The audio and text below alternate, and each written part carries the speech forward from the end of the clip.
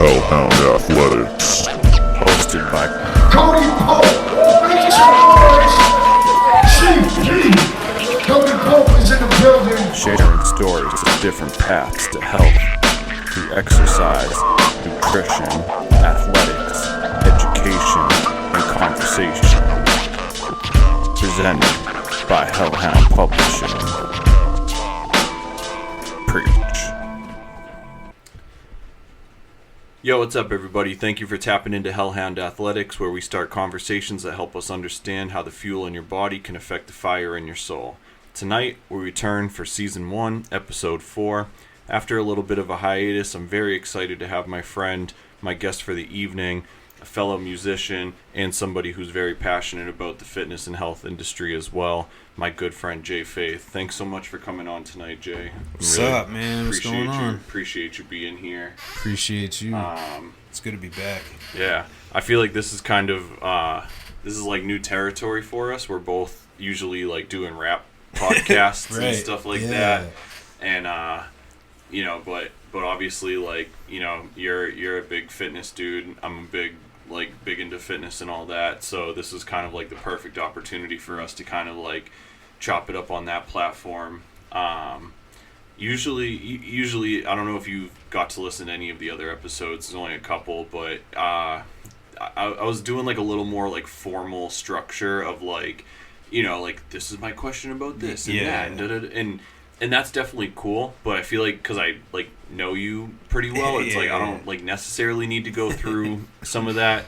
But I do briefly. A couple things that I want to get on recording just for people who don't know you and stuff like that is obviously I just want the like if you just give like a little breakdown about you, Jay Faith, like artist, person, whatever. I guess that's like the first thing, is because obviously since we're musicians, that's kind of like, I don't want to speak for you, but that's like it plays a big part into why we have to be focused on our health and like doing these stage shows and stuff like that. So just so people have like a sense of your identity, will you just give us a little bit of a background on you as an artist, a person, man, all that?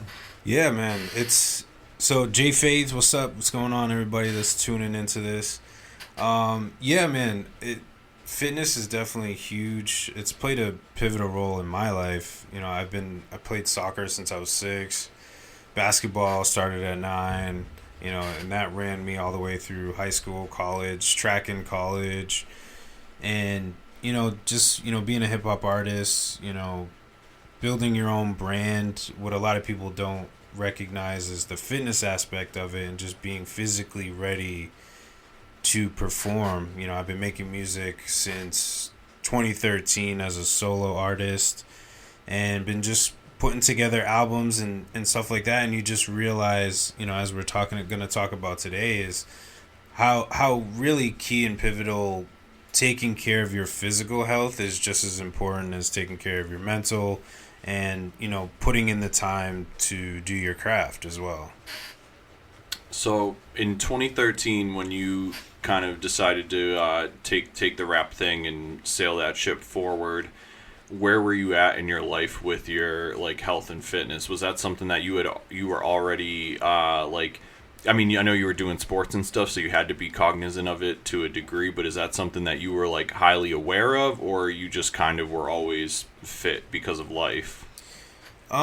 Initially, a lot of it just had to do with just always being an athlete and always wanting to do some type of sport. I think the hard thing that I felt was once I left college, which was in 2010, was kind of having that motivation of something to work towards. Because you play sports, you're like, oh, we got our next game, we got championship that's coming up, we got to, make sure that you actually work your ass off to make the team, you know what I'm saying? And then, like, once college is done and sports are done, it's like, wait, what am I working toward? You lose, you lose that mentality, and it's like, what am I working myself towards? Now it's just like pushing myself to keep myself healthy and and all that good stuff. So 2013, I think I think around that time I was working at the gym, so that kind of helped me as far as motivation of being in the gym because I was already working there. So I would, if we were closing, we would literally have the gym to ourselves and we'd just work out after hours, which was super dope. Or I would just, crank it out in the morning, stuff like that. But so, I was always trying to hit the gym, especially around that time. But I definitely went through a period where I basically just stopped. Like, I lost the motivation. I left that job, and then you got to try to find a new gym. Cost of gym, is it worth it? Do I work out at home? Then I was working out at work and my other job because they have a free gym on base. It's like, so there's so many variables that go into it as far as where I was at. It was a lot of bouncing around, and it was again just either trying to find a gym or just trying to find my way into the gym, right? Which was the hardest part. And then just life in general, especially definitely around that time, was definitely challenging and made it a little bit more complicated to get to that point, to really focus on my physical health while trying to deal with just life. Yeah. All right, hold on. I'm gonna switch your chair because I gave you the squeaky chair. Yeah, no worries. I know, I'm like trying not to move. But I think it's just it's always way more comfortable anyways. I know every time I do, I'm like, damn, that's in the microphone. That's in the microphone. Damn it. Cool, it's a little higher too. Awkward up. Here we go, we're back. Yes, sir. Check. Mike, Miggity. So we just came back from switching chairs out real quick. Yeah, I got the squeaky chair. If you hear us chopping in and out, but so obviously the gym has been pretty much a part of your life for most of your adult life, anyways, which I guess is fortunate because not everybody has that kind of access. Where, like you were saying, you were working at the gym and all that. When you got to that period of like your slump or your decline where you like didn't have the motivation anymore, what were some of the like adverse effects of that time period? I mean, obviously, first and foremost was just the physical. Obviously, again, being an athlete for 75% of my life up to that point, you obviously see just the physical, you start losing muscle, you start gaining weight. I think I, just recently, got in a relationship, and we all know how that goes. Everybody starts gaining weight in their, the beginning of their relationship. And, it was just mentally, it affected me too, because again, like you don't see yourself as how you used to be. And you're like, man, I want to get back to that, but I got all these other things that are going on. And then, I worked with kids, and then you're running with the kids and you're getting super tired already. You're like, dude, what is happening? I was running track like 3 years ago. Now I can't even keep up with these kids. I can't, the kids are, do push-ups because, they see you as a guy and they're like, do push-ups and, run and do all this physical stuff. And I'm like, dude, I can't even I can't play. I need a nap, bro. Yeah, they're like, play basketball with us, and like, I get like 3 buckets in and I'm winded, like, and it's just, it was tough, like just more so mentally, I think. And I think even to this day, it's still one of those things that kind of affects me mentally, because again, like, just there's always that athlete mentality that's in my head, and when you just don't see that when you look in the mirror, you're like, man, like, oh man, you're slacking, you're not doing what you should be doing, like, you need to get back into it, but you're not, like, you suck, like, type of thing. Like, so it's definitely, for me, it was more of a mental thing than anything, especially at that time, just dealing with everything itself. I definitely feel that. I feel that now, like, more than ever, because as somebody who's, like, reignited my own fitness thing over the last, like, couple years, I find that when I do my running in the morning, it does so much to like decrease my anxiety through the day. Oh, it's huge.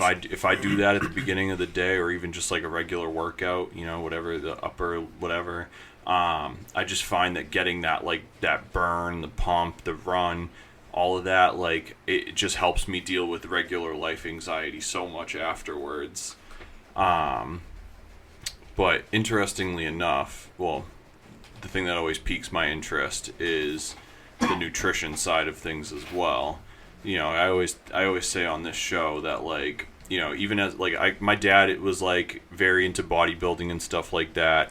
So I grew up very much like acclimated to like going to the gym and exercising and stuff, and I played basketball as a kid. I was big into skateboarding and BMX, all that stuff. Yeah. But nobody in my family, including myself, ever really had like a constraint or an understanding of dieting. And, you know, like, my dad's a diabetic now. So it's like, you know, it makes sense, you know what I mean? Right. Where it's like, especially because like the old like bodybuilding thing was like, eat all the calories you can and then go hit the gym and burn it, and you'll get bulk, and it's like some of the shit that they were like advising each other to do back in the day was like kind of crazy. So for me, it was like no matter how much I exercised or how much I worked out or how much I skateboarded or whatever, I was always like bigger than I wanted to be. Even when I wasn't like overweight, I was just always like, you know, a little chunky or had a little extra, whatever, this and that. And it honestly was just like, you know, the last few years where I really started learning about nutrition, and I really like started learning like how to manage calories and deficits and surplus and macros and meal planning and all that stuff, where it was like I'm like finally seeing the results of my hard work, and it makes doing that work so much more valuable. So that was one of those things. Like, I'm 32, you know what I mean? So I basically spent the first 29 years of my life eating fast food, eating Domino's, eating takeout. Like, it was like a joke amongst my friends as a kid. I knew the Domino's phone number just as well as my own home phone number. For sure, and so what was the like nutritional values like for you, like from like growing up until like where you're at? Has that always been kind of stable, or have you kind of always had some wildness? Definitely some wildness. Especially like college and backwards, like I would just eat whatever I wanted. Even like, you know, a couple years after college, when I was still like really focused on the gym and still kind of in like a good fitness kind of aspect, because I go to the gym with one of my friends from college. You know, we'd come home from the gym, or we'd just come home from a run or whatever, and then we'd just pound like the Tyson chicken, frozen chickens, like just a plate full with barbecue sauce on top of barbecue with ranch dressing, like, and we would just pound it like down like it was nothing, and then we would just wake up perfectly fine.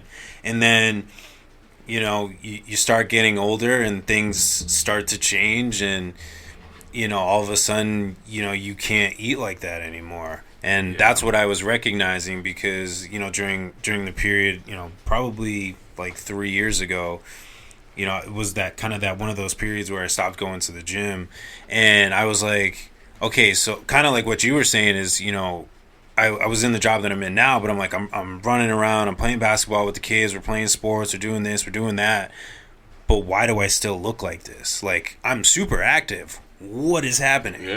And so it took a lot, and honestly, it hasn't been until recently, and not that I definitely still am trying to educate myself a little bit further on the nutrition side, as far as like, you know, studying those macros, you know, doing the calories and stuff. But, you know, my friends got me into the MyFitnessPal app. Yes, through, MyFitnessPal. Let's go. Yeah, MyFitnessPal. Dude, yeah, that has been such a game changer for me. Just counting calories and putting your workouts in, like, exactly, dude. That has been such a powerful tool. I'm so glad you said it, dude, because I feel like I bring it up to it's a new thing for me. Yeah. So I bring it up to so many people, and it's like apparently MyFitnessPal is kind of like the failed workout people's like I've talked to I've talked to a handful of people that I'm like, yo, you ever heard of this MyFitnessPal, and you can like track your, and like they'll like stop me and be like, yeah, I used to have that a couple years ago.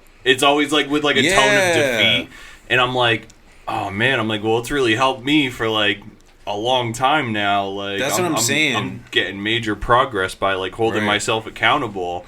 And just even the free version, it's like, you know, they always be trying to get you to do the paid one. The free one does everything I need it to do. That's what I was gonna say. It's like you literally, like for me, like I only use basically two functions on it. One is to put, you know, my meals and stuff in, and then to put the workouts in. Basically that front page that you know, that's the only thing that I really use.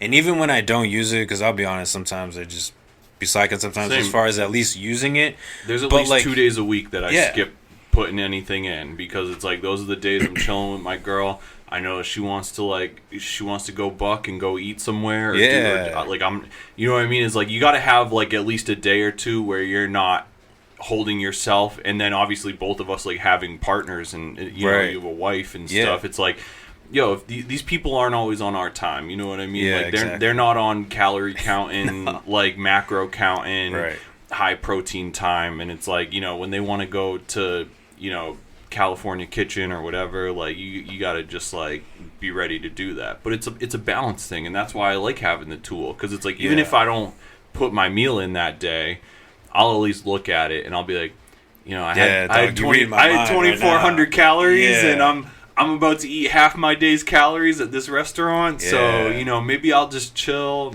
for the rest of the day and then do dessert later. You know, it's like it allows you to really like rehash that process of being like, yeah, man, like, you know, that's why I always tell people, like people that talk to me about food stuff, you'll notice I try not to say the word diet. I try to say nutrition, because to me, it's different. Like, I've done diets. I've seen my family members do diets. And diets always have like an end point. You know what I mean? Where it's like 30 days or 90 days or do this for 6 months or whatever. And it's like, dude, if it's not something you enjoy, you're not going to continue doing it. There's no point. And the key to like nutritional success is like eating food that you actually enjoy eating, and finding the alternatives that make sense. Just being smart about it. And that's why for me, like that, it's like forced me to learn how to cook and meal prep and like stuff we were talking about. And it's like, it's been such a game changer. Somebody who like was never taught how to cook, didn't have like family dinners at home and growing up and stuff like that. Like we were the like eat the takeout generation and shit. Like I'm now at like in my 30s learning how to like cook regular meals and like preparing vegetables and doing all this kind of shit. And it's like I'm like having this huge transformation where it's like, dude, I don't even want to go out to eat sometimes. You know what I mean? Like going out to eat is like a purely social thing where it's like, okay, this is like a place where 5 of us can sit here and talk. Let's go. But it's like, I don't care about the food anymore. It's like, you know, it's like I don't care about really drinking that much anymore. Like, you know what I mean? Like I literally have that mind state now where it's like, if I'm gonna have a beer, like the first thing I think about is like, oh, do I want to drink my calories for the day? Like, you know what I mean? Right to the heart, And you gotta like think, and then it's like, all right, you know what, man? Like it's, you know, once again, it's like it's the weekend. Like I got room. I'll have this beer. I'll enjoy this. You know what I mean? But then tomorrow, it's like I don't need it anymore. Right. So now that you seem to be on a more conscious or awareness ridden path of eating, what are some of your like meals or some of your like choices like lately? Well, I was gonna say too is really quick. The thing with diets too is it, like you said, there's an end point. So once you're done, it's like, what do you do? Like you're not eating those same foods. So what happens with a lot of those diets is that people gain the weight back. They go back to what they used to do. Low carb 30 days or whatever. Because they don't have the accountability of getting their meals from such and such weight loss program, whatever. So then it's like, oh, now I have to fend for myself. Oh, well, I don't know what to do because I was getting the meals from somebody else. So now I guess I'll just go for that takeout. It's quick, it's easy, and then boom, they're right back to where they started. But as of late, like honestly, I've been trying to eat just again, like I'm working at being better at like counting the calories and like really like quote unquote digesting what I'm putting into my body. But you know, I've definitely been getting into a lot more of just fruits and vegetables. And honestly, like even when I do go out to eat, it's really focusing on like what I'm actually eating. You know, can I go for like the smaller portions? I think the biggest thing for me that I've done recently is portion size, which again, like I told you, like we'd come home from the gym, giant plate of chicken, barbecue sauce and whatever, and we would just pound it. Like now I would maybe have like 3 or 4 of those little pieces of chicken versus like 20. You know, it's for me, it was just the big thing that I had to recognize was just portion size, because I would just like, if it was on my plate, like it was getting in my stomach, like Straight up, plain dude. and simple. It's funny you say that, man. Like on dogs, dude. These last couple of years is like the first time I ever took acknowledgement of the serving size on the nutrition label. Yeah. Because of all the calorie counting that I'm doing. It's like I just never cared about that before. You know what I mean? Like a serving was whatever I felt like eating. You know what I mean? If I bought a bag of frozen chicken, like chances are I was making that bag. Like Girl Scout cookies, dude. It would be like Yeah. It's like 4 cookies, dude. I'm polishing a sleeve. I'm taking a sleeve and I'm done. I'm bringing That's a sleeve it. to the couch while I watch this, and that's it. And it's gone. And I'm not going to Guaranteed. wrap up 8 cookies. Like Right. these are going down with the ship. Yeah, exactly. So yeah, dude. So it's like that's one of those things, man. Like I see serving sizes now, and I'm like, whoa. yeah, I'm like, the same thing. I I'm look like, at it, I'm like, jeez, man, Joseph, I just paused. It says I'm like, 4, and I just had 16, Yo, and I'm like, exactly, yo. dude. Straight I'm up. like, what the heck Yo, was that? all the Yeah, the frozen that's where that went shrimp, frozen chicken, all this kind of shit, Yeah. dude. I'd be like, oh, this says it was like 8 servings. I'm like, I'm pretty sure I just dumped this in the air fryer. Like, Yeah, and just ate it like it was nothing. yeah, dude. Yeah, Oh. absolutely. Yeah, but just portion size, and then fruits and vegetables just a lot more. And I just left. It was in my mind. It just left. Portion size, fruits. The other thing I just realized too is I actually wasn't eating enough. So having the MyFitnessPal like it really showed me, based on the goals that I wanted, how much I actually really needed to eat. So like I have to do like 20, I think it's 2,300. It's either 2,300 or 2,900. Yeah, I forget. Mine's 24. Calories. Mine's like 2410, so that's probably Right. about right because we're like close in size Yeah. now. And I was only getting like 1,500, 1,300 calories once I put in everything in. Like on like a full complete day, like exercising, the water I was drinking, every piece of food that I ate, and it was like 1,300, and I was like, what? Like, and to me, I'm like, oh, cool, like, you know, I'm not eating that much, so it should just like clean right off, which is not really the case, which a lot of people misconstrue about, especially with like fitness and working out and just sticking with nutrition, because when you work out, like, you're burning everything off, but then like you eat it, and when you eat and you don't eat that often, your body stores it because it doesn't know when its next meal is going to come from. Yeah. So then it's like, I'm just going to hoard this to the side because I don't know. And then finally you eat again, and like I said, like I eat till, you know, I can't eat anymore versus just eating what I should. And so it just stores everything, and that's where like I was losing the progress, because it was even when I was hitting the gym like on a consistent basis, I was like, dude, I'm not like, I kept watching the scale. I'm like, I'm at 200 right now. I never broke 200 ever. And like high school, 180, 175, you know, married life around 190, and I was like, you know what, that's cool. I'm getting bigger, you know, I am working out, so obviously like I'm building a little bit more muscle mass. And then all of a sudden I look and it's like 200. I'm like, that's not, to me, like, that's not just muscle. Yeah. Like there's and that's exactly it. Is like, it's like now we have tools that we can measure our body fat percentage right. more, like we can do it at home on a scale, as where, you know, that wasn't always as easily accessible. So now it's one of those things where you can kind of make the assessment at home, where it's like, yeah, I'm 200 pounds now, but am I at 15% body fat, or am I at like 8% body fat? Right. That makes a huge difference of how much of that's muscle and how much of that's not. And that's the kind of thing that I'm like taking interest in now too. People, I feel great obviously that I've like lost all this weight and stuff, but it's one of those things where it's like, anybody that's overweight wants to lose weight, but like as somebody who like takes an interest in body composition and stuff like that, it's like I'm like aware that I feel weak as all like I've lost this weight and I feel great, but I also feel way less strong than I used to be, right? And I like have no intention of like staying at this weight forever, but it was about like clearing shit out of my body and like getting myself the discipline, and like so I'm like trying to get like I was at 315 like last year.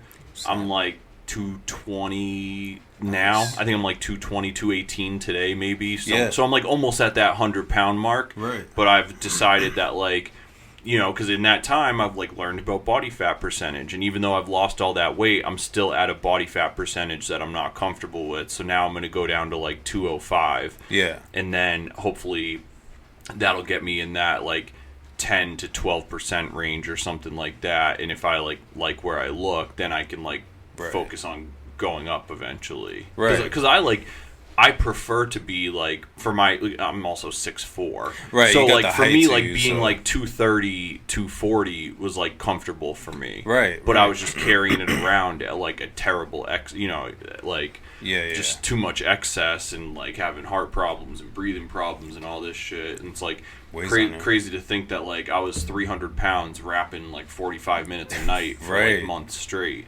It's like I should have like had a stroke at some point. Keeled over or something. Yeah. No, that's crazy.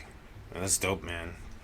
I didn't realize it was like that much. That's awesome, man. That's super dope. Man. Yeah, I know. I saw you at the Shasky, and I was like, "Yo, my man's looking good. He's like cleaned up, real good." It's been a crazy journey, dude. But honestly, like just like studying nutrition has been like the most like essential thing to me, like taking control of my like health situation again. Yeah. Because it's like I was saying, dude, like I just like now that I like am cooking in the kitchen all the time, it's like I'll make shit that's better than what I was going to get out to eat. 100%. I'll be going to the job, bringing some of my meal prep stuff in, and these people be like, "Yo, I will pay you to just make that for me." Like, and it's like, damn, like what a turnaround. We all used to be spending $80 at DoorDash. Now it's like they just want to spend money on me, like. And that's the other thing too. Like it's just so much more cost effective. Yeah, and it's fulfilling to be like, damn, like I made this. It cost me like $4 to make this versus the 15 that amazing. Versus the 15 that you probably would have spent on DoorDash or running somewhere quick. It's just it's crazy.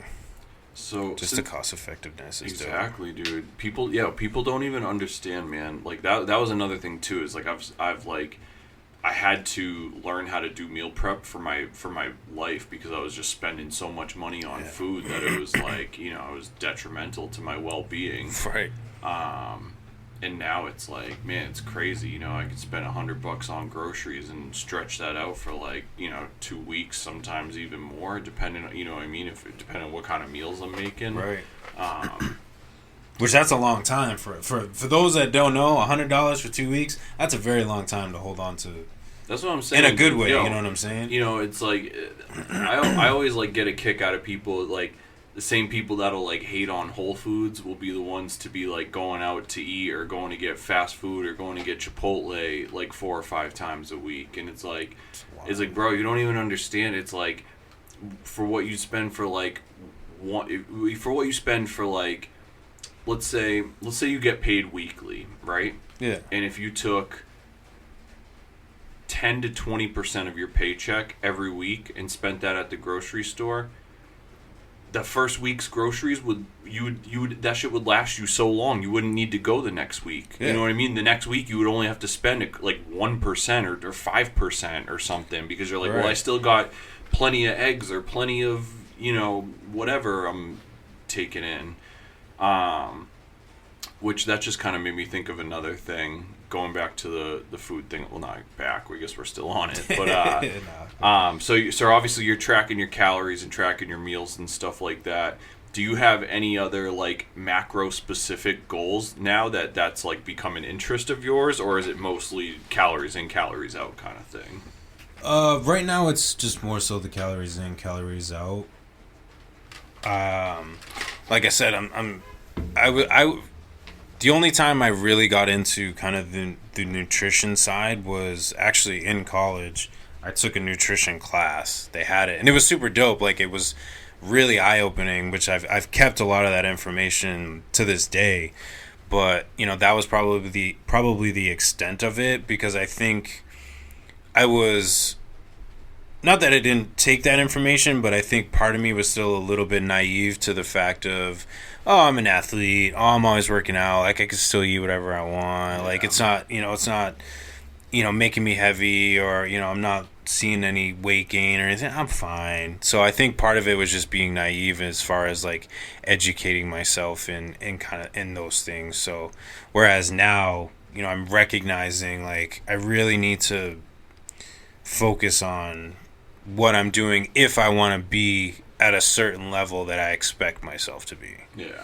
You know, if I could care less, then, you know, there's no point in, like, diving into it. But where, like, I really, like I said, like, more of like a mental thing, you know, it really matters to me where I'm at and how I view myself. And again, as artists, as rappers, you have to be physically fit, especially if you're doing 45-minute sets. You know, who's to say, like, you know, you go back on tour, you have to be physically fit for that. Like, a lot of people who don't have this lifestyle need to understand, like, that weighs on you. Just, you know, you have to be able to have that physical stamina to go in and night out to accomplish that tour, or else, you know, 3-4 stops in, like, you're gonna be pretty tired and done. And just, you know, you're not gonna be able to hack it. Whereas, you know, if you're just, you know, just staying focused, again, nutrition and the working out, you'll be 10 times better than what you think. Yeah. So as somebody who is also a, like, frequent performer and stuff as well, do you have to adjust your workouts when you're doing show preparation? Is that a different workout than what you're doing in your daily life, or do you feel like that's all kind of relative? I mean, I definitely take show prep really seriously, when it comes to, you know, putting an entire set together and making sure that I'm able to manage the entire thing. But I mean, I try to, as much as I can, stick to, you know, the same workout routine, as far as, you know, just making sure that I get in there. I think that's the most important point. And then, you know, when I'm rehearsing and kind of really getting into it, like, I'm checking myself and making sure, like, you know, I'm watching, like, where my breath control is, like, how I'm moving and everything like that, because I think, you know, it's detrimental if I don't. You know, it's gonna show, especially when you know, it comes to actual stage time and stage performance, you know, if I'm prepared or not. Yeah. And obviously I want to be as prepared as possible. Be as prepared as possible. So what's, like, do you I mean, so I assume you do, like, your own workout programming. Mm-hmm. What's like a typical week's program look like for you? Do you have, like, upper, lower core day, or do you do, like, arms, back, you know what I mean? Like, how do you kind of, like, break that out throughout the week? So the way I've structured it, and part of it was to always keep the muscles guessing. And the reason I say that, so I split it up, so like Mondays is Mondays is legs, Tuesdays is back, chest, arms, and then and shoulders. Jeez, I'm like, I know there's 5 days. 5 days during the week. So all right, so shoulders has, like, its own day. Shoulders has its own day. Okay. So basically, like, yeah. So each one kind of has their own day. And what I've also done is I actually have a 4-week spread of exercises. So, like, what I do week 1 may not necessarily be the same as what I do week 2. There's maybe, like, a couple that I carry over, like, more like the quote unquote essential ones, like your squats, your bench press, those typical ones that you just gotta get in there. But other than that, I try to mix up what I'm doing. Again, to just kind of keep the muscles second guessing and not just getting accustomed to what I'm doing, because eventually, like, you're just gonna reach a point where they're just like you're not gonna see any further growth. So that's why I switch it up. I literally have a 4-week rotation that I stick to and follow each week. But again, I break up each muscle group. I split those up, and then I'll usually cardio is very tough for me sometimes. Again, I think it was just more of trying to balance my schedule and finding the time for it, before going to work. But I will at least I'll work out and then I'll do abs after, and that's every day. You can always work out abs every day. Abs are just super, they repair a lot quicker than your other muscles. But just having that 4-week rotation, just it keeps things interesting. But what I'm thinking of doing is trying to. But that's for my fitness goals, because like I want to be more lean than I want to be like huge and bulky. Yeah. Which is fine. People want to do that. I'm not trying to knock that or anything. Me, I just want to be cut, lean. Back to that kind of that athlete aspect that I'm used to. Yeah. But That's where I want to look like Bane from Batman. There you go. Yeah. There you go. But what I want to try to do maybe in this upcoming winter, maybe started in October, because what I'll do is I'll do lightweight but higher reps, which is kind of the main focus for that kind of leaner look. Yeah, for sure. But I'm gonna try to increase the weight a little bit more and do less reps, because that's what I was doing in college, and that's where I guess you could say like I was like at my physical peak of what I was. So I want to see if doing that will get me a little bit closer to where I want to be without getting me where I don't want to be. Like I said, like kind of like the big and bulky. But again, that goes also part into your diet. If you're to get that big and bulky, you got to eat a little bit more. And so for me, it's just about right now. It's just being lean and cut, splitting up the workouts, and just having that 4-week rotation just to keep things interesting and just pushes myself more. In the midst of your, I mean, we've talked about it off recording, obviously, numerous times just in our like conversations and stuff. But you're obviously like pro supplements, workout supplements, and all that kind of stuff. What are some of the supplements that you find to be like the most reliable or the most effective for your workout regimen? For me, I do keep it limited. Typically what I'll do, I try to do, it's always a hit or miss, honestly, for me. I try to do like vitamins and stuff, fish oil, different multivitamins and stuff. It's tough sometimes for me. There's no excuses. I just got to do it. But as far as pre-workouts, I will typically do a pre-workout, one, because I get up at 3:45 in the morning and you need something to just kick you and get you up and ready to go and push you through a workout, that especially that early. So I'll typically do like like I told you before, I just started on Ghost pre-workout. That's been one of my faves. Total War has been another one of my favorites as far as pre-workouts, just continually getting me through the workout, without the crash afterwards. Like I said, like I can literally take that workout and then go home and take like a 45-hour power nap. So it gives you just the right amount without just giving you that crazy energy high throughout the day that you don't need. Yeah. The bad energy high. The thing that I've been struggling with is the post-workout, only because I've been really trying to find one that is, I don't know if I'm just not seeing it, or again, just maybe not understanding what it's supposed to look like, but just seeing the results of it, taking the post-workout. For me, I've honestly noticed that I've gotten more results not taking a post-workout versus taking one. For me, I get a weird bloated feeling, which isn't really, nobody likes a bloated feeling, and it just doesn't feel like the progress that you're looking for. You're like, oh man, I'm still like feel like crap afterwards. So I think that's one of the hardest ones that I've been struggling with, over the past couple of years is really trying to find a post workout that gives me what I need, gives me the results that I need, and maybe there's just something else that I need to add with it that'll help me see those results. Like I said, other supplements and other drinks and stuff that I can take along with it that will help kind of push it over the edge of what I'm looking for. Do you ever take a protein like post workout, like a whey or a casein or anything like that? I've actually done both. So the casein I just started is the latest one that I've been doing, which is one that I switched over to. But I used to do like the whey proteins, your muscle milks, those kind of post workouts. Those were pretty much like my typical ones that I would do.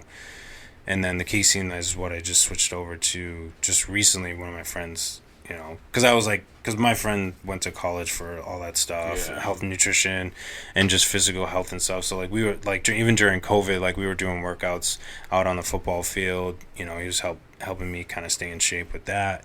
But he helps me on the nutrition side. He's the one that got me into the app as well. Nice. Which is dope.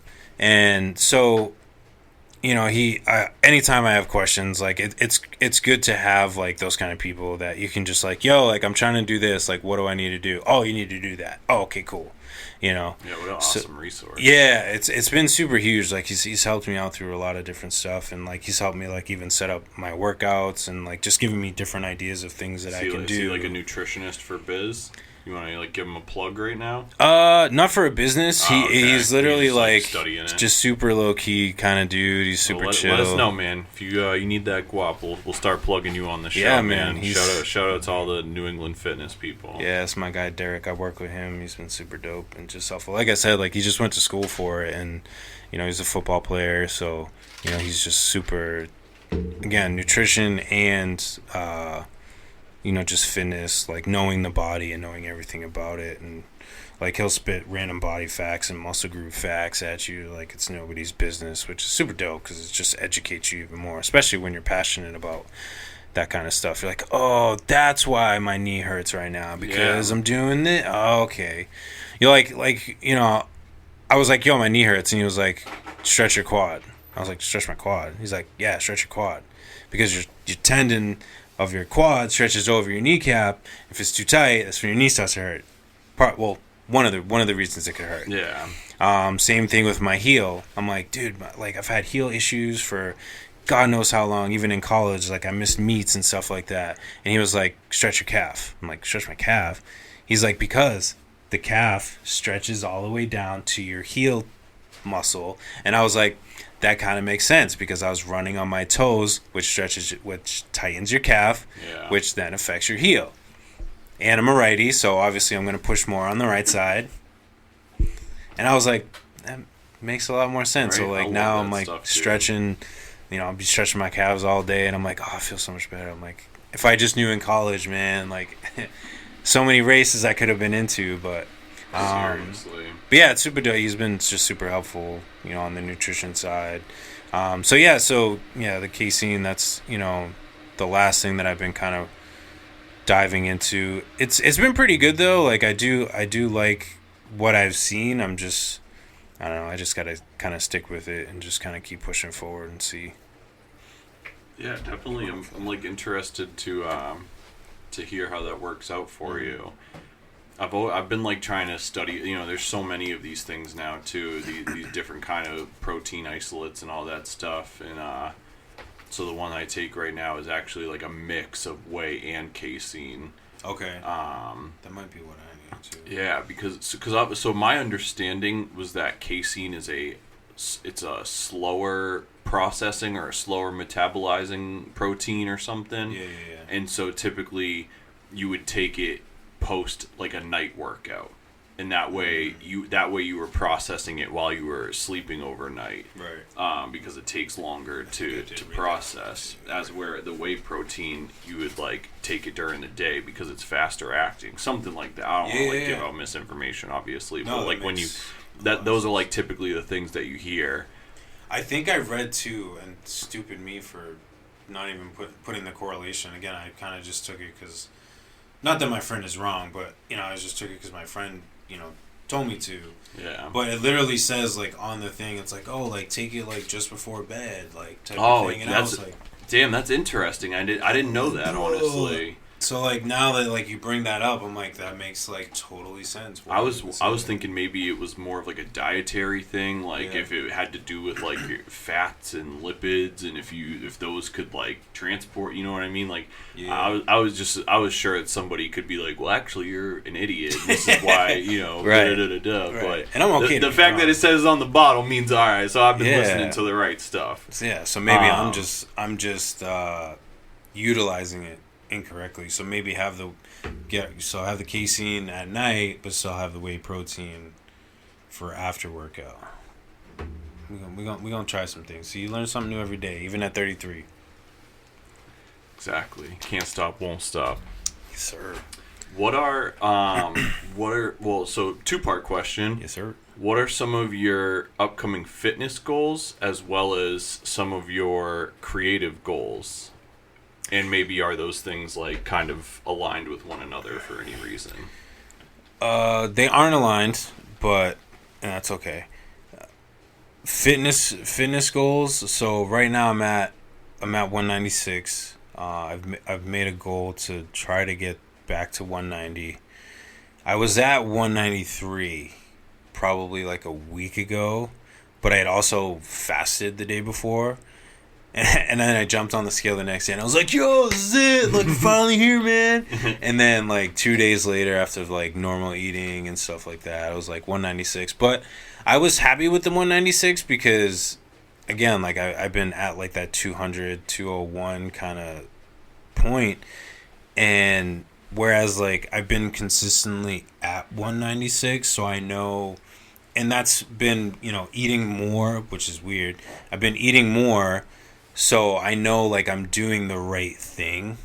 But the scale is always tough too because again, muscle, like they say, muscle weighs more than fat. So sometimes like you look at it, you're like, oh, I'm gaining weight. Yeah. No, you're gaining muscle. And it's like, and what time are you going on the scale? Right. Have you like taken a piss before you got on the scale? Right. You know what I mean? Like, did you drink a bunch of water? You know what I mean? Are you retaining water? Did you have a bunch of salt or sodium in your meals the day before? All of those things can have such an effect on that weigh-in. So it's like I feel you on that. Yeah. Sometimes I get so mad at myself. It's a blessing and a curse, and it's so unnecessary. Yeah, you know what I mean. And it's like it'll take somebody else to kind of like talk me off. Where somebody will like my girl will be the first one to kind of be like, dude, what's going on with you this morning? And I'll just be like, I'm up 2 from yesterday, and it makes no sense because I ate within my deficit. I like went to the gym.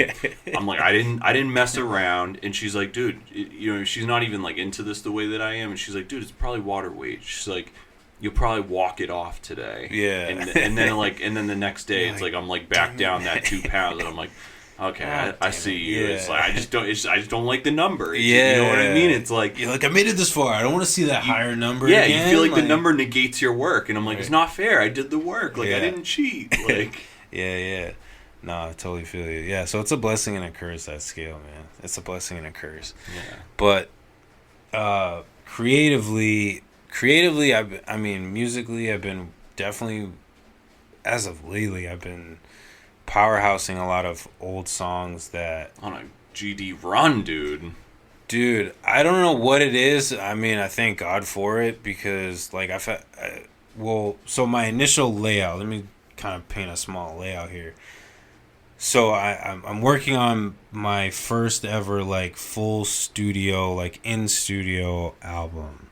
Let's go. Which was supposed to start a year ago, but because of COVID, that shut that down real quick. Yeah. Doing it at the Bridge, which we all know and love the Bridge. And shout out Mertz. Yes, sir. Doing it with Mertz too. That's my guy. Shout out to Mertz. So working on that, and then I had just finished Moving Out, which again was an album that wasn't supposed to happen, but because of COVID, it happened. But I'm grateful for it. I feel like it was meant to happen anyways. So studio album, I got a collab album that I'm working on with a couple guys. just a quick EP. But I've had a lot of beats from Sway Casey, which I'm sure you've heard of. Yeah, that's really cool. That's actually. my guy. So, because what I wanted to do is, for me, again, more on the creative side, at least for me, I was noticing, because I have a couple friends that do like acoustic, and they're booking shows left and right and left and right. And I'm like, dude, like, where is the hip hop for that? Kind of scene for that. We have like our couple spots, Shasky, Middle East, all the ones that we love. Though. We need like coffee shop rap spots, right? Like where it's like, hey, we're just gonna have you come do like a 2-hour set. Yeah, just stuff like that. So like they're getting like these shows left and right. I'm like, man, like it'd be super dope to just be able to just pop up and just do like some, whether it's acoustic or whatever, because even like Sway, like he's more on that like acoustic side and he plays guitar. So like he's got it good. Like he can just pop up at those different spots and like, just cater to the crowd type of thing. So, I talked with him and I was like, dude, like that's kind of where I want to kind of get to is, just as an option. I'm not trying to take over the acoustic scene. That's not who I am. But, just having those couple options to be able to just kind of reach out to people and be like, yeah, I do hip hop, but like here's like other music that I could play at your venue to, kind of help spread my music. Yeah. So he sent me a couple beats and, they kind of sat around, I started them and then I kind of sat around with them for a while. And then, but just recently I've literally hammered down like 4 out of like the 6 beats. So now it's just, getting the final recordings done and getting them sent off to mix to master just to have them in the tuck. It was kind of a project that I wanted to put out called The Lighter Side. Again, just the lighter side of my music and my style and just keeping it super chill. Obviously, like you've heard my music, a little bit more upbeat, more hard hitting, sometimes boom bap, that kind of stuff. So just lightening it up a little bit. But, kind of moving forward, like I really just want to get this studio album done. It's been something that's been like 5-6 years in the making. That first 4 to maybe 5 years, like all the lyrics have been written. Just it came down to just finding the producers and finding the right beat for it, and then COVID, and then getting back into it, and then just learning and growing. And then now I've like gone back into it and like revised some of the verses. I've gotten the stems for the beats, so now I'm arranging all the beats myself, like just 100% trying to be as hands-on as possible. So just learning more and more of the creative side of it, down to recording better. What does my recording setup look like? How there's a huge difference on how you set it up versus just plugging and playing and going for it. So, just educating myself on the stuff that I kind of honestly like rushed through, during my initial come up into the industry. And now I'm like, let me pay a little bit more attention to these things because I'm at the point now where every detail is so minute to me now that like I have to pay attention to everything, and everything needs to be where I want it to be, or else it's not getting released. And then now it's just trying to, and then again, just creatively, just trying to find ways to, I guess, branch out. I don't want it to always be just make music, drop it, make music, drop it. Like, what are some other things that I can find creatively that I can do to like help push the music, but again, just not be make music, drop it, make music, drop it. Like I know that there's more to it than that, and I'm just down to expanding myself in that aspect. That's gonna be if awesome. if that makes sense. Yeah, I mean, it sounds like you're working on spreading the paint stroke a little wider, trying to just see what you can do with what you got. I think that's cool, man. I think it's going to be, I mean, the studio album is going to be exciting, but the fact that you've got little sub-projects around it as well, I think that'll keep things pretty spicy.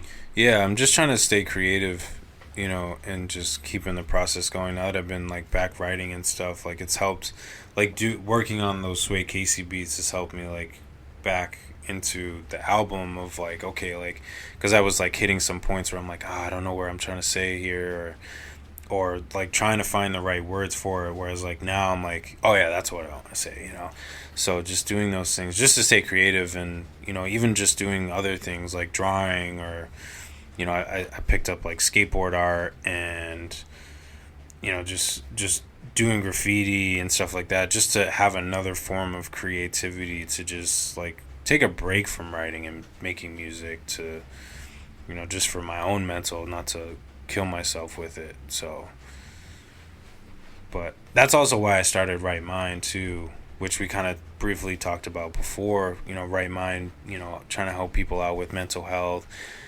music, fitness, and financial literacy, all things that I've dealt with in my own personal life, and just trying to find ways to give back to people, bringing on guests, trying to just share experiences with people instead of just posting things that people could find on Google at the click of a button. Yeah.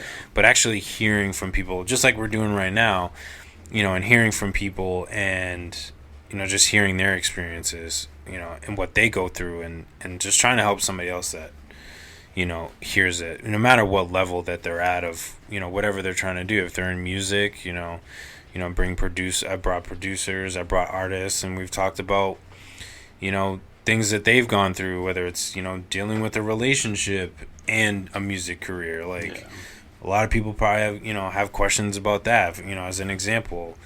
So how can I help people kind of get an understanding or get some ideas of like what people have been through, and how like you can maybe work through those situations For people that are like brand new to your situation and stuff like that. How do they like get connected to Right Mind? Like, where do they find it? How do they get involved with it? Like, what is kind of like the basis of the platform for people that aren't familiar with it already? So Right Mind, you can find right now. We're on Instagram, YouTube, and Facebook. Right Mind, so at, and then take out all the vowels, and then Right Mind. So WRTMND. On Instagram, and then Facebook is obviously just straight up Right Mind, but you can plug that in as well too, and it'll pop up. But the basis, like I kind of mentioned, so fitness, financial literacy, mental health, and music, which were kind of four things that I kind of struggled with at some point in my life. Again, we're talking about fitness right now, and fortunately, over the years, I've been able to gather those resources and to become better and to grow. So what I wanted to do was be able to kind of help people in similar situations that I was in, and hopefully catch it before they get into, maybe a tougher spot than they're in, or not have to go through what I went through. And just providing different information. And what I've been trying to do, and you've seen, like, I've been posting different questions and things up there, to get more of a personal feedback from people who have dealt with these things, again, versus just posting something that I can Google, in 2 minutes. Everybody can find that stuff, and I don't feel like it's as personable as, me asking you, like, what's your favorite DAW or your favorite plugin to use? Yeah. And why, and then because Ableton rules, right? And you can just explain it, and then people are like, oh, okay, like that's why they use it, or like, I use this one because I'm a producer and it just works better for producers, or I use this one because I'm an artist and I can rap better and it makes my recording sound better. So just more personal connections with it. And then we have something called Right Mind Wednesdays, where if you're even a little bit familiar with any of those four aspects, or just want to come on and just have a conversation, I guarantee you we're going to touch on one of those at some point. And again, it streams. It'll stream on YouTube and Facebook, and then later get put onto YouTube. But just having conversations. And then people can kind of tune in if they have questions, they can put the questions in, and then, we'll share different clips, things that really stood out to me, based on the conversation that we had that I feel like people could really use. And, it's just about sharing information, especially, just speaking music specifically. If we're a culture that's trying to, embrace community and growth within each other, you got to be able, you got to be willing to share that information. It doesn't damage anything. Yeah. People have to get out of their own way of, oh, if I give this information, then they're going to be better than me. Well, that's just a reflection on the work ethic that you're putting in. If you think that, you know, we come from this like culture of, you know, the game's not free. right? Which I like understand and respect in a lot of ways. Right. But of course. I also think that we're of a time where like everybody has the tools now. And just because you have the tools doesn't mean you're going to build something worthwhile with it. Oh no. So it's Not like, at all. so give people the rest of the pieces that they need to make the best shit. And I think that goes with all aspects of like sharing information and sharing game is like, you know, especially as musicians, it's like we've watched it in our own community lately. Yeah. People, you know what I mean?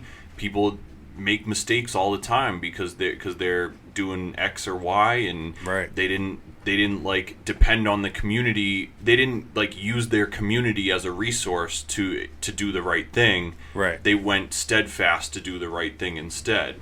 And Right. and that can be detrimental to people. It's like we have to be willing to like share game and have conversation with people and like keep each other in check both positively and negatively, you know? Right, because you can't be looking at people and being like, oh, they're doing this, oh, they're trash, but like, did they know that that was wrong? Did they know that there's another way to do that? Like, for example, like I'll just use like the age old thing, like rapping over your vocals. Most people, like, you look at, you know, industry people, they rap over their vocals most of them rap over their vocals when they perform. So you think that that's the norm, but if you're in more of the hip hop scene, that's very rare and unheard of for anybody a lot of people like negate the size of these places too, where it's like, you know, you watch a YouTube video of your favorite rapper playing a festival and they have their vocals coming out of the speakers, but it might be because they're playing to 30,000 people. Right. And so numbers like 15 through 30,000 in the back aren't going to hear the PA at the front of the stage. You know what I mean? So they like, gotta have it. You gotta have something there so that there's like something audible for people to hear. But like that doesn't translate when you're playing in a 100-person room. You just sound like you're doing karaoke. Right. So it's like, you know, everything in context too. Right. Exactly. So it's like if you don't know, then you're never gonna know, and then you're never gonna understand. So it's like, At some point, at some certain level, like there has to be some accountability of, well, do they actually know the scenario that they're in and how it I shouldn't say supposed to work, because I think it's very variable depending on, like you said, like just the context that you're in, but like just having some brief idea. Like, do they even have a brief idea of what's happening? Same thing with fitness, like on proper form and stuff. Like you see some people just like cranking out stuff, like trying to do it as fast as they can, and I'm getting 100 reps, dude. But if you're not doing it right, if you're not doing the form correctly, you are literally doing nothing, and you are doing more damage to your body than you are. You could literally be doing worse than you were before. But it's like if all they've seen is YouTube videos of people just hammering and doing it quick, how are they gonna know? So you know, like TikTok fitness. Like a whole, you could do a whole episode on just TikTok fitness and like how dangerous it is. Literally. So I'm just trying to provide a platform, you know, just to be able to give back to people and try to provide as much information, as much correct information, or just different perspectives. To, you know, like you said, you know, it just depends on the scenario, but just different perspectives. And you know, because everybody's situation is different. Everybody goes through different things, so it's always handled differently, and you know, or they just learn from handling it incorrectly. So like, here's what we can do. So just a platform, just trying to give back to people, and just spread knowledge, man. I feel like, you know, the more you know, just the better you can grow. No pun rhyme intended, but you know, I just trying to give back. That's all, man. Awesome, I feel like it's not just about me, it's about... Well, it's community driven. It's like, you could say shit all you want, but the only way that the thing grows is if the community engages with it and you have things to have discourse about, you know? Right. It's the same thing with doing this show. It's like, if I wasn't like going through something in my life and talking to people who were going through shit in their life, then like what would this mean to any of us? But like I can give my viewpoint on this stuff because I'm living it right now, you know, and like going through the changes and going through the education and all that stuff. I think it's dope, man. You know, I like that you have the like the sectors or the chapters where it's like, you know, health and financial literacy and stuff like that, because that's like a whole other thing that people don't understand, like both in hip hop and in just our regular life. Like, yeah, we just have no concept of like financial, like overcoming obstacles, right? And a lot of them coexist within each other too. So like learning to manage your money to buy your supplements and stuff, or like what are your grocery shopping to limit your like going out to eat budget, right? What are some, you know, some supplements that are the same but one is maybe more cost effective than the other? Music, like, you know, spending $500 to build a home studio or spending $30,000 to build a home studio, you could probably do the same thing, but you know, quality and stuff, you know, you could get into the finer details of the difference, but, you know, if you're just trying to, like, get started, like, you can, and you have $500, like, you can build yourself a studio and get going. Yeah. You know, mental health, you know, that ties into fitness. Well, you know, a lot of people work out to help with their mental health. Sometimes people's finances affect their mental health. Sometimes music helps with mental health. Yeah. So it's like they're all interchangeable. Too, though, yeah. You know? Facts. This music facts. shit, it's not all like sweet and fun as we both know. You know what I mean? It's like, as the producer, it comes as a cost, both like emotional cost and like a monetary cost. Right. But even for the listener too, like, you know, that can help. You know, music has been known to help people. But again, on the other side, if you're not listening to maybe the best music as far as not like, or if you're inundated with music, that's like a whole other challenge in itself. We see it all the time. It's like we want to support everybody in our community, but it's like not only are they putting out music all the time, so isn't the rest of the world. Right. So yeah, so a lot of them are just very interchangeable, which is super dope. So like I said, like, you know, we can just have a conversation and I guarantee at least one of them is going to pop up, or, you know, you're able to combine, you know, at least one or two of them together. So it's just cool. It's fun. It's been interesting. It's been a huge learning process because, you know, we've kind of started. I've had, you know, kind of ambassadors come along to help out. You know, we kind of had to slow down for a little bit, then it would pick back up, you know, and just figuring out, you know, we figured out different ways to navigate the whole thing, you know, of how do we want to put out content? What do we want to put out? When are we going to put it out? How often are we going to put it out? I mean, it's all a process. It's all things that we learn, and, you know, hopefully that's information that, you know, I can share down the road with somebody that, you know, wants to start something like this or whatever. You know, it can be like, you know, maybe don't do this when you first started. Just save yourself the time and the effort and the frustration and do X, Y, and Z instead. Yeah. So, you know, sometimes we look at like all these like crazy experiences as like these huge downfalls, and it's like just learn from it and like just know what to do and share it with somebody else that can use it for their benefit.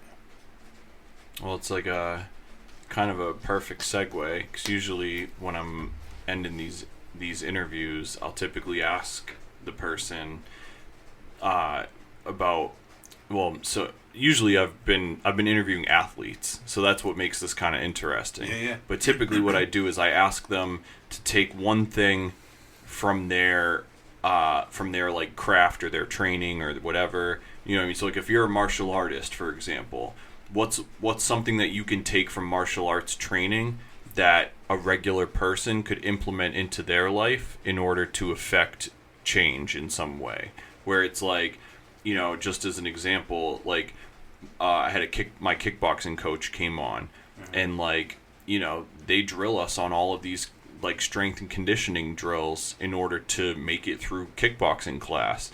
And so doing something like a HIIT workout or burpees or the briefcase crunch or whatever, taking one of those things and just telling somebody like, hey, if you do this the first thing when you wake up, it's going to get your metabolism going. You're going to have an easier time. You know, you'll break a sweat. So there's like all things like, or, you know, in jiu-jitsu, there's like, it might not be a technical move as much as it is a matter of like patience, where it's like, you know, jiu-jitsu is very much like chess, where it's like somebody might get you in a compromised position, and if you panic, you're going to be worse off and be choked out. Or if you take your time and think about it, you'll be able to see where the room for leverage is.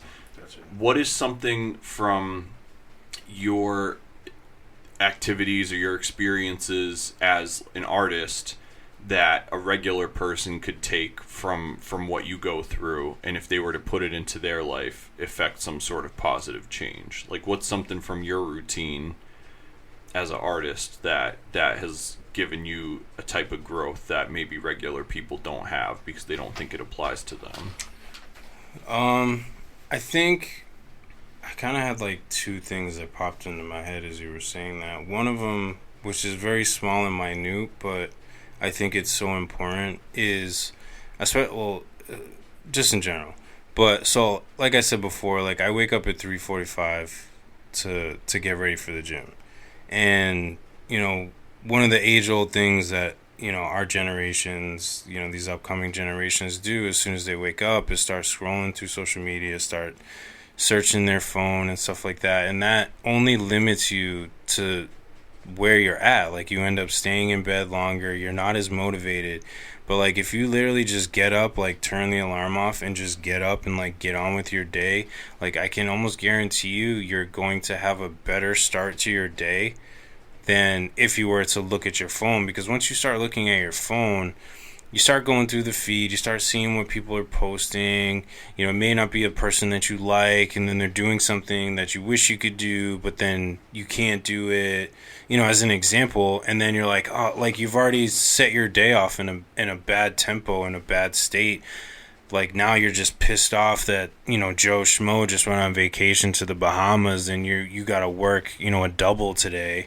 So, you know, try to stay away from those things, you know, especially when you just wake up. Like, get up, like, and just get ready. Like, if you have to get your stuff ready the night before, which is something that I've implemented in myself, you know, I get my stuff ready, and it's just an added motivation to be like, stuff is sitting there. Like, let's make sure we utilize it, you know, in the next day, or, you know, whatever I'm trying to do. And then the other thing that just, I don't know, it just kept resonating in my head is, you know, if you really want to do something, like, you're going to find time for it, and give it time to become that habit. You know, again, waking up at 3:45 a.m. is not an easy thing to do, and I still have my struggles with it. But even on the days that I miss, the next day, I'm already programmed and ready to go to do it, you know. And that's just anything that you're trying to do, whether it's music or fitness. Really think about like where you can set that time. It is manageable. Set that time and just make it your habit. And I guarantee you, like, everything else will fall into place. Like, 'cause a lot of people, oh, I don't have time. I don't, you know, the age old thing, I don't have time. You know, I just can't fit. Like, you do, like, just evaluate what you're doing, you know, during those times that you supposedly don't have time. You know, are you, you know, watching TV? Could you have gone to bed earlier and then gotten up earlier to hit the gym? Could you watch TV while you're on the treadmill at the gym? Right. You know, is there, you know, what are the things that you're doing to limit you from really making time for something that you're passionate about? You know, because that's kind of been one of the struggles, you know, that I've had, especially as an artist, is trying to balance married life, your work life, you know, a 9 to 5 right now. Hopefully, you know, we can change that, but right now, you know, you got to work that 9 to 5 grind, and then trying to make music as well too, and then, you know, have some, you know, if you want to have some type of social life, you know, you got to balance that in there too. If you go to church, you got to balance that in there too, and, you know, because all those things are going to require some amount of time. Yeah. But it is manageable because I do all of those things. So, you know, to add all those things in, you know, I've figured it out, you know, and you, again, if you really want it, like, you will make time and just make it a habit. set it, keep it at like when you first start, keep it at the same time.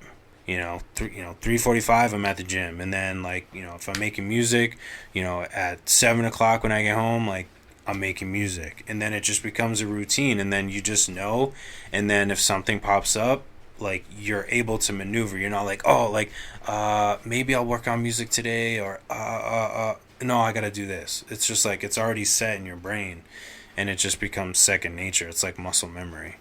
It just happens. I don't know. Those are just some of the things that I've just learned for people to apply in their lives. I just see so many people that are in a rush.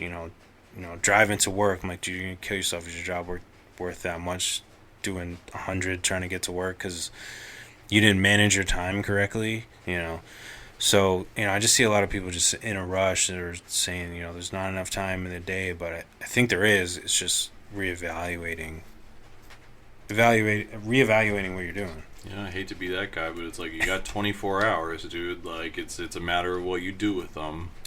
It's true. I mean, a lot of times we just underutilize what we have. We watch TV. Yeah, think about how crazy it would when we were younger, dude. We would sleep for sometimes 10 hours. You know what I mean? 12 hours. Crazy. I could never imagine losing half a day. I feel so guilty. Yeah. Some days I'll literally have anxiety. The rare days where I get up at even 11, which is not really late. I was just gonna say when it's double digits on the clock, I start to freak Panic. out. Yeah. Not that 11's late, but it's you're really starting to push the limits there. But those rare days where I just get up at 11, I'm I have literally just to me, I'm I just wasted this day. Yeah. And it's there's still, I'm not even going to try to do that, 13 hours left in the day. And I'm I just wasted this day. But then, you got to block off at least 5, 6, 7, 8 of those for sleep. Right. So then you're oh, well, there goes that time now. Right. Now I'm down to 4 Yeah. hours? Something like that. It's so crazy, it's man.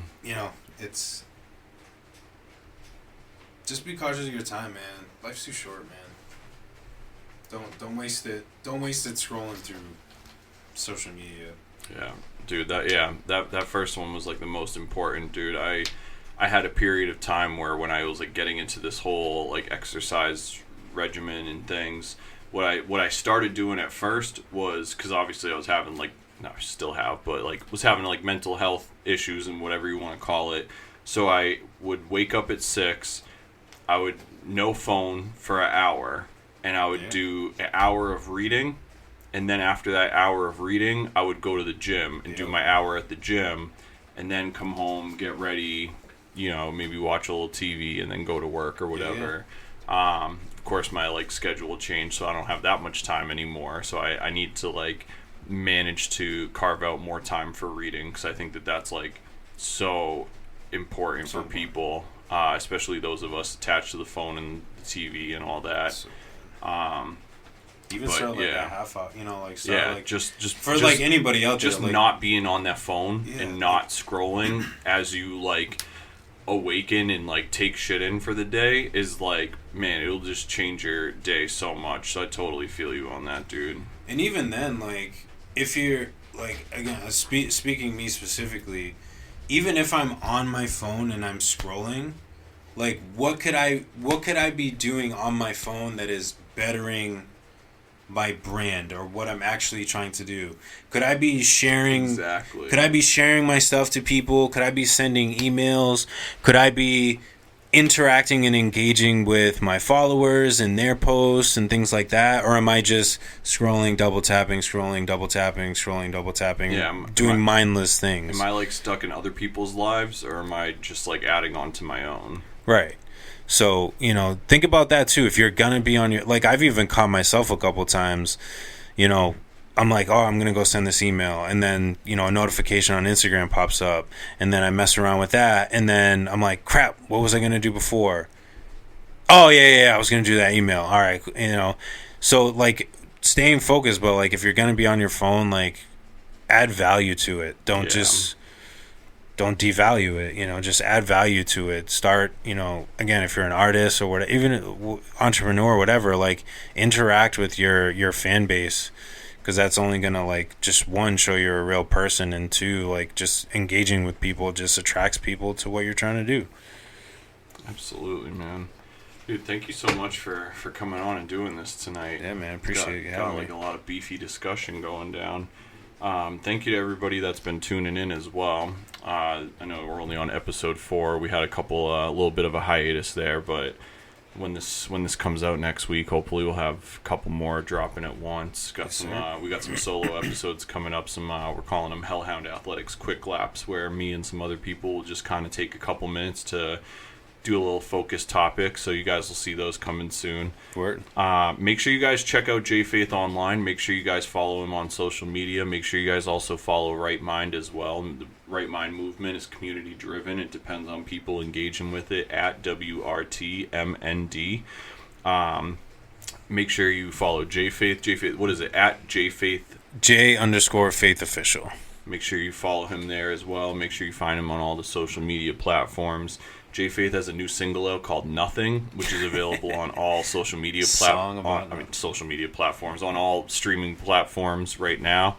Make sure you guys go run that up. Make sure you guys check out. He's got a new video. Well, I shouldn't say new, but recent. It's like less than a month old, right? Which one? The new video. Moving out. Yeah. Yeah. So make sure you guys go run up that video as well. That's on YouTube. You can find that on the J Faith channel as well. Yes, sir. Make sure you guys stay tapped into all that stuff that's going on. As always, Hellhound Athletics is hosted by Cody Pope, recorded at Gaslight Compound in Nashua, New Hampshire, and presented by Hellhound Publishing. Follow Cody Pope across social media platforms at Cody Pope HC and at www.cody-pope.com. Learn more about Hellhound Publishing at www.hellhoundpublishing.com and follow at Hellhound Publishing across social media to stay up to date with all the music, podcasts, books, and more. Please consider supporting us over on Patreon at www.patreon.com/hellhoundpublishing, where for as little as $1 per month you can get early access to upcoming episodes of shows, music, releases, and much more. Getting healthy is a state of mind as well as a state of being. Preach. Good night. Yes, sir. What's up?